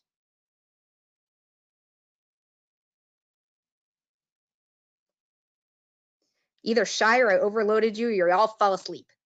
Well, I'm here, Cheryl. I could add my 2 cents. Hi, Julian. Hi. I don't know. I try to put my camera on, but then it kicks me out. Thanks for trying. But anyway, first of all, I wanted to apologize. I called you about 2.5 weeks ago, and you were having dinner with the family, and I was like, "Oh my God, I'm so sorry." And it's because I called that list, you know, the first initial list. So I'm sure that's been updated, right? I'm thinking. No worries. Yeah. Sorry about that. So the All good. reason I had called you was because after that, our first initial inner circle meeting, you know, I was pumped, I was motivated. The next morning, I just started opening up my eyes, and I seen a for sale by owner sign, you know, FSBO, Those and are great. yeah, and so I was walking back and forth with them on a time to come meet them, and it turns out I was able to meet with them on Friday. So I think that Saturday is when I called you, but because Friday night I actually did a walkthrough with them, and I asked them politely if I can actually record the video of the walkthrough and the condition of the home and stuff like that. So That's I got awesome. the I love it. motivation. Yeah, so I was pumped, and I actually have a link on YouTube. It's a private link that I could share with the Facebook group, so that I'm sorry, with the inner circle group. If whoever wishes to see it. I shared it with James, my group lead. James, nice to finally see you. Um, we've been talking for like the last week. Good seeing you too, Julian. Guys. I'm just putting down my daughter right now. That's the only reason I can't. Yeah. So so I just wanted to share that. James and I, we were going back and forth on the max allowable offer. She was asking 170 at the time. Now we got her down to 150. The difference is that in this area, it's in Chicago Heights, it's one of those houses go for about 60 to 70,000. But the reason they're asking for so much is because it's sitting on quite a bit of land, about an acre, and it's got a huge pole barn in the back. So that kind of justifies in their eyes why they should want so much for it. So I'm not going for it. I build great rapport. Like I said, I did a walkthrough with them. We're talking with family pictures. I know why they're selling. So at this point, I'm just kind of like maybe build more rapport. And I told them, can I go there next Tuesday to go kind of walk the property in the daylight, because this was already almost night, and I couldn't really see the outside, only the inside. So I don't care what they think in their eyes justifies a price. Mm-hmm. Math is math. The numbers are the numbers. Whatever it can be sold for, and I don't know anything, without seeing the video or talking to you more about what their numbers are, what they need, what they want. That sounds like an over retail price to me. What I tell people when they're and it's got a big lot, double lot, you know what that means to me? More money, more landscaping, more upkeep, no value. Right? Mm-hmm. James could probably do a really good job of telling you the ARV and what it can sell for based on, the condition it's in and its square footage and, what needs to be done and what it can be sold for. It's good. It sounds like you did a great job building rapport, and, keep going. They sound like they'd be a great follow-up campaign. What is their motivation? Do they need to sell? Yeah, absolutely. So they are retiring. They are in their upper 70s, mid 70s, I believe. They bought a cottage home up in Wisconsin, and they already basically have a date in mind. They want to move out of there like they weren't sure. They were like between April and May. So I kind of like told them a date. I said, how about you just give me the key by June 15th? And so you could tell like that was a big monkey off their back, because for me not to push them to say, oh, no, the best we could do would be April 1st or something. I didn't want to do that. I wanted to give them kind of some closure with it. And then I'm thinking also maybe doing a subject too, but I don't know how much they owe on the mortgage. And the guy was born there. He's 70 something years old. So he was born there. He's from that area. I mean, he lives in that house his whole life, basically. So it's probably paid off then. Do they own it free and clear? They did, but they bought it from their parents who are now deceased, and they're in their 70s, and so they took out a mortgage, I guess, back in 1998. Yeah, there's a lot more. So it sounds like good rapport. There's a lot more work that needs to be done there. They're not motivated enough yet if they're looking April and May. I would ask them, what are they considering? What's their plan? Like, are they intending on listing with an agent? Or is it a certain dollar amount that they're looking for? Or is it the time frame? There's got to be something that's motivating them, because I don't even know where the 170 and the 150 came from and why it's there. Right. Exactly. I told her that I would not be able to pay 170 because it needs some roof work. That's going to cost me 10 grand at least to get it fixed. I told her electrical.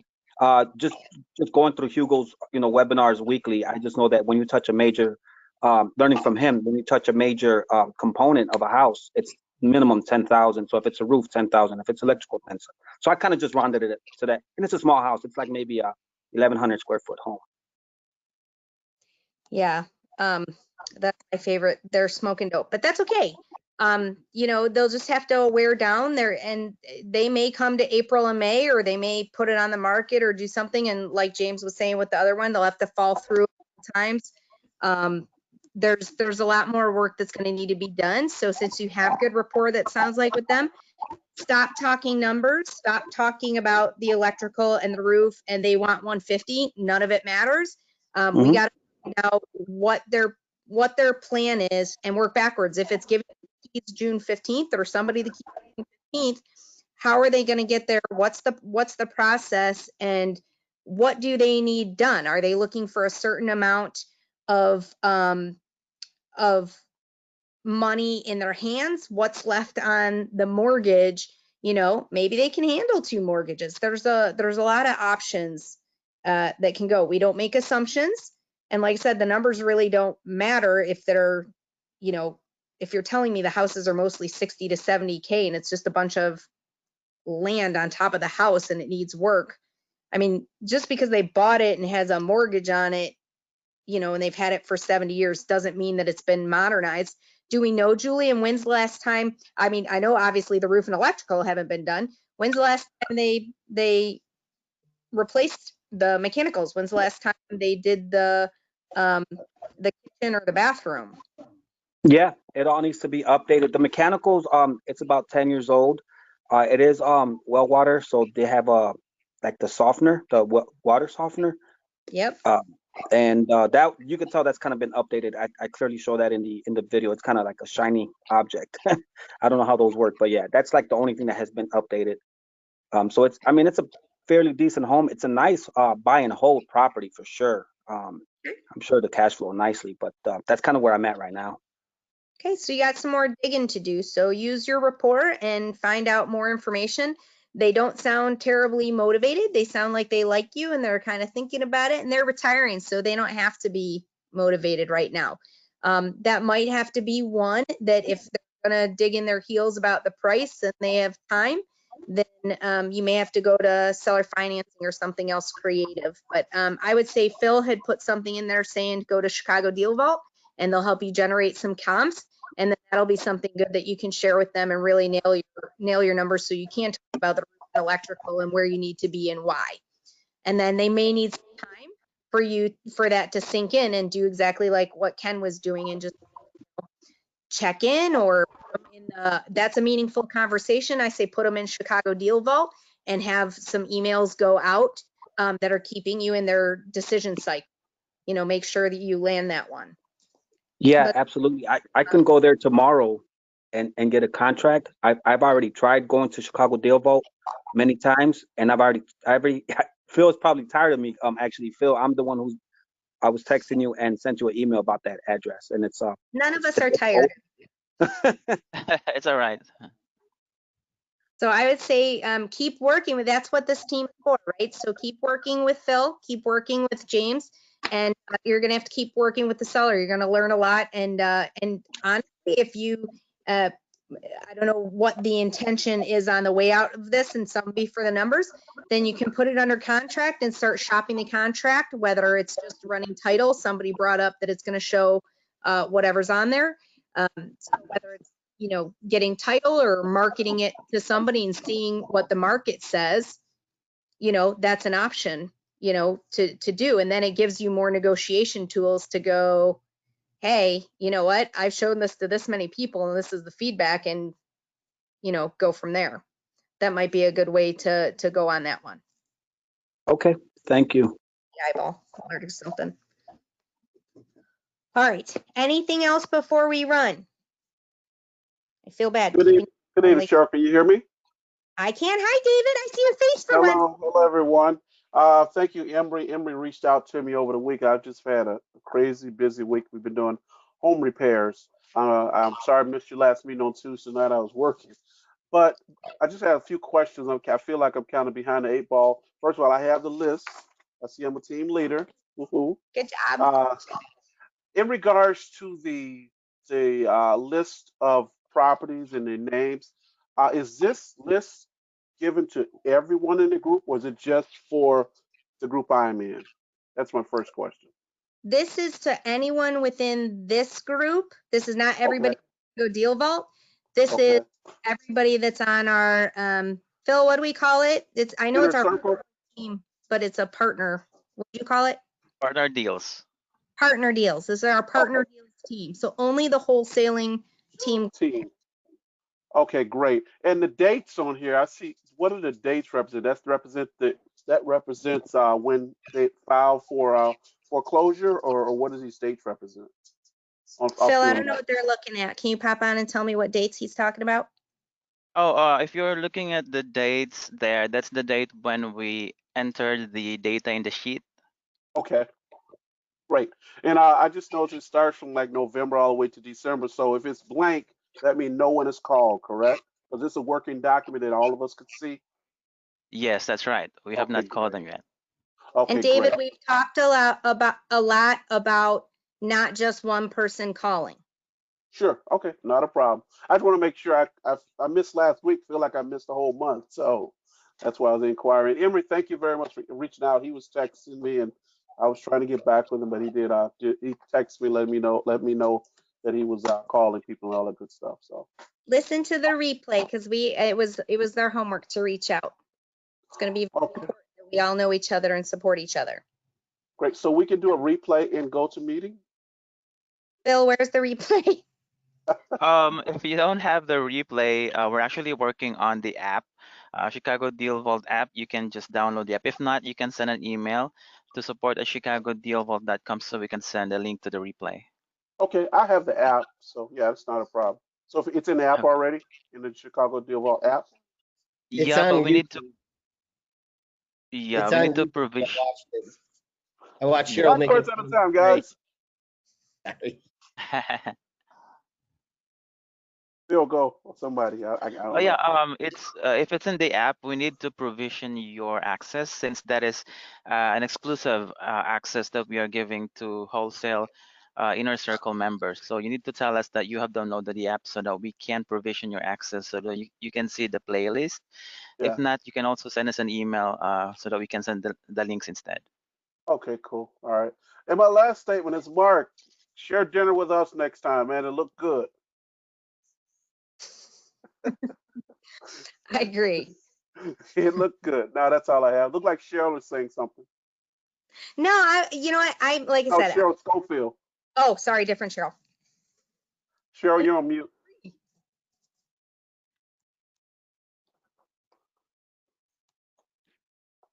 Hey, in the meantime, You're Phil. still on mute, Cheryl.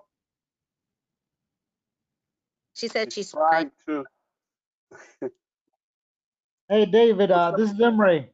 Thank you Okay. for the reply back. And Phil, correct me if I'm wrong, but isn't it on YouTube as well, the replays? If you have YouTube, on your phone, you could also go to DealVault, become a subscriber, and I believe there are replays on there as well for everybody. Yes, actually the videos are in YouTube. We just connected it with YouTube. Awesome. Okay, I'm off mute. I just wanted to just clarify. I need to follow up with Phil to make sure to get, I guess, basically brought up to speed. And the goals, the action, and the celebration for next week. And a challenge. Okay. Oh, challenge. Yep, there should be 4 things. We talked Okay. about 4, but it's Yep. 4. Should be. Goal, action, celebration, and challenge. Okay. All righty. Yep. Okay. So, okay. Now, with the goals, now I know the phone calls, but the thing is, I don't have the list of the actual phone numbers, so I can get all of that through Phil. Yeah, he sent the list, and that's just the ones that are in Chicago Deal Vault, and there's tons. So, Okay. but you can always skip trace or use other methods and find others on your own. That's just the ones that Chicago Deal Vault has provided to the team. Okay. All right then. And elevator pitches, are we doing anything with those here, or have you done anything with those? Are we going to practice those here, or no? Sounds or- like at least we have a couple next week. I'm happy to review them and help you guys create them. I've done them in sales for years, so I'm happy to do that. I think Okay. that would be a good exercise for people in your team to practice on one another. Yes.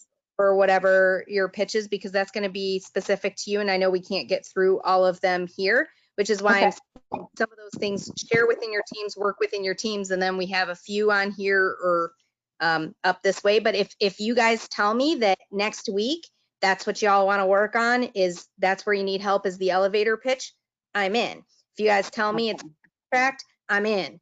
If you guys tell me it's numbers, I don't think it's necessary just yet, because I think I'd rather see you put it on the contract and let's play with it. But I'll be in. I'm here for you. So far, the feedback has been, like I said, I feel like everybody's been a bit new and we're all trying to get going. I feel we're Yes. consistency. I'm feeling we're needing people to just pick up the phone, get things under contract. And I feel like these scenarios, like everyone needs to hear each other's, names and voices and scenarios, and know you're not alone, and get some feedback to give us confidence. I mean, I can see physically, because Bradford and Ray have been kind and left their videos on, I can see a difference in their demeanor in today's call from last week's call.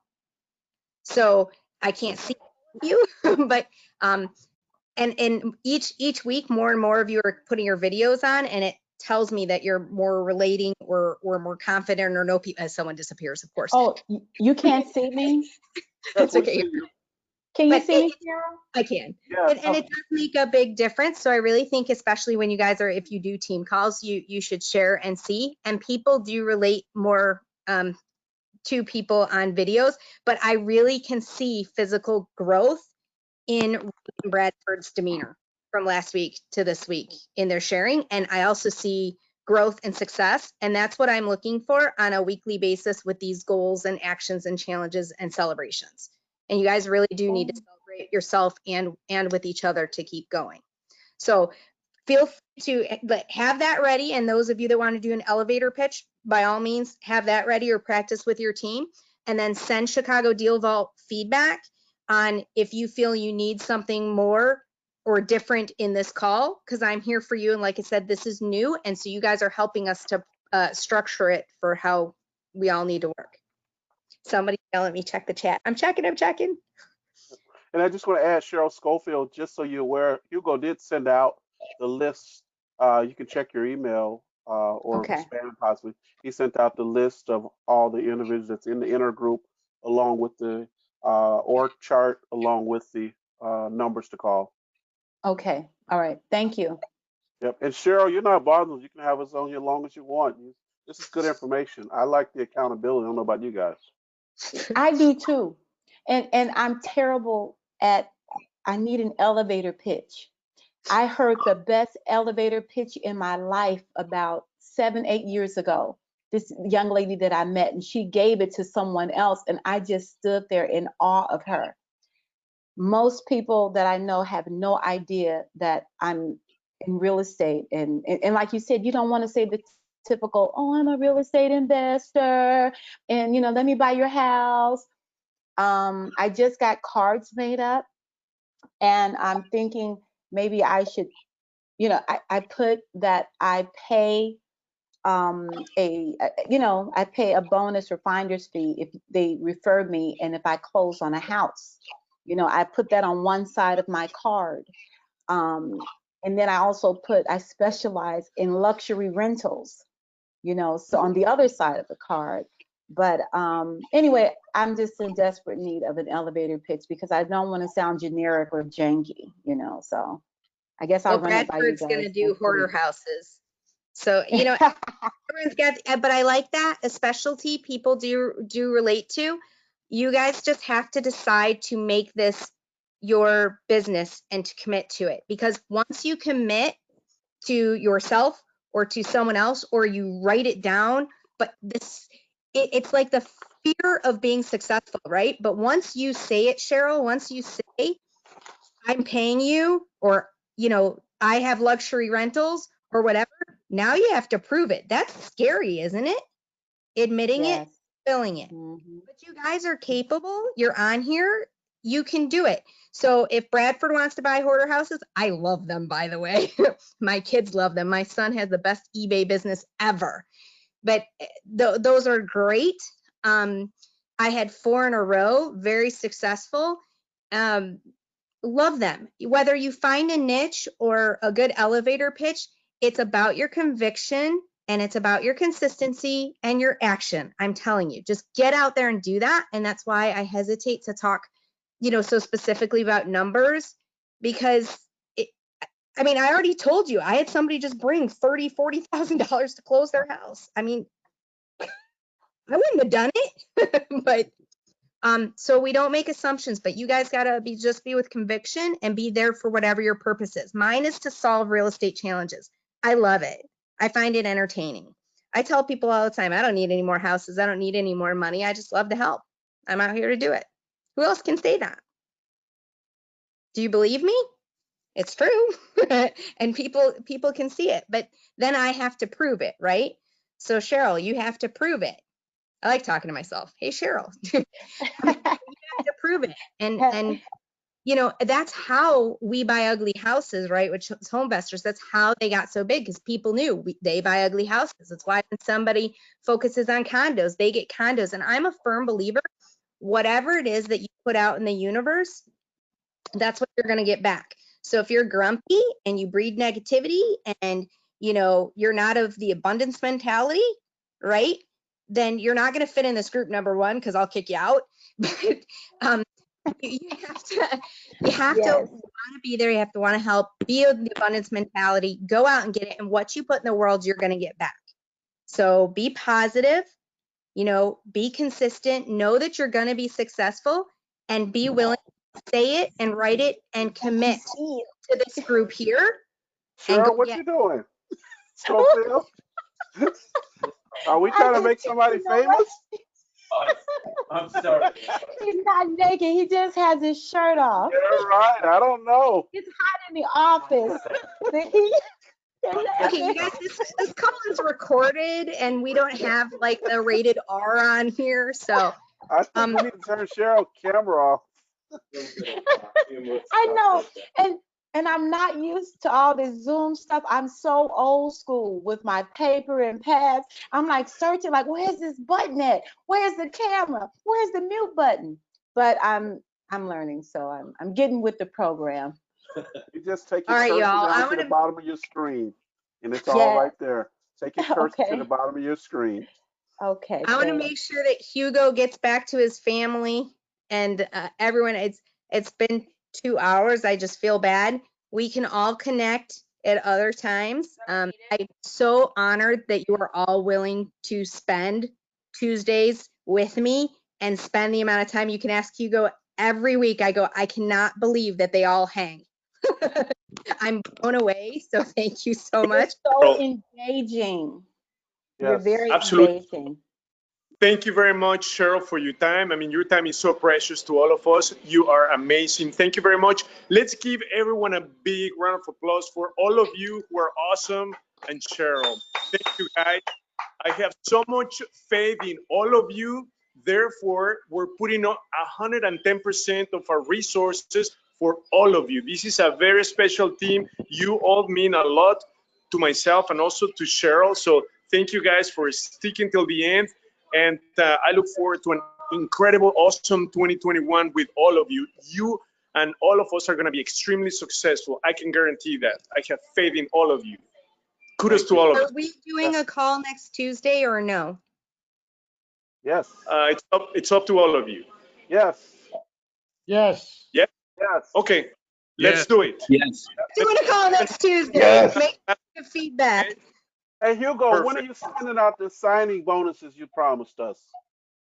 I can Beat me to it, David. He didn't hear that. It's a technical difficulty, right? Oh, yeah. Absolutely. Okay, guys. It was awesome seeing you. Yes. Thank you very much, Phil. And kudos to you. You've done an incredible job, Phil. I'm so proud of you. So delightful to have you in the team. So thank you, Phil. You are awesome. Thank you, Hugo. Thank you, everyone, and happy All holidays. righty. Take care, Thank you. everyone. All right. All Bye-bye. righty. See you next week. Goodbye, guys. Bye. Merry Christmas, everyone. All righty, guys. Take care. Merry Christmas. Weekend behind you too, David. Merry Christmas. Thank you, guys. Merry Happy Christmas, holidays. everyone.